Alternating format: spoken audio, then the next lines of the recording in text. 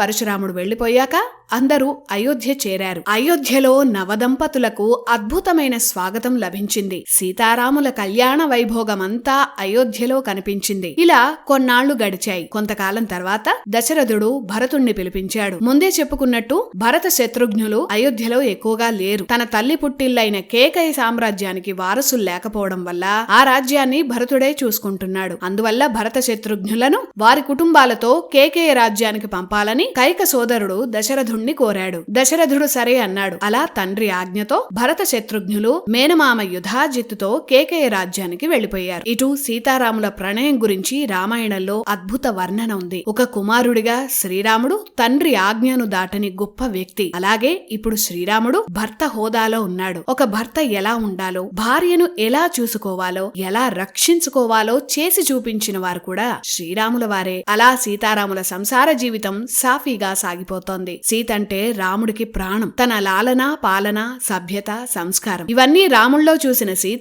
తన ప్రాణాలన్నీ రాఘవుడిపైనే పెట్టుకుంది. జానకి పంచప్రాణాలు రాఘవుడే. అలా వారి సంసార జీవితం అద్భుతంగా నడుస్తోంది. ఈ ఘట్టాల వరకు జరిగిన రామాయణమే బాలకాండ. ఈ బాలకాండ సీతారాముల కళ్యాణంతో సమాప్తమవుతుంది.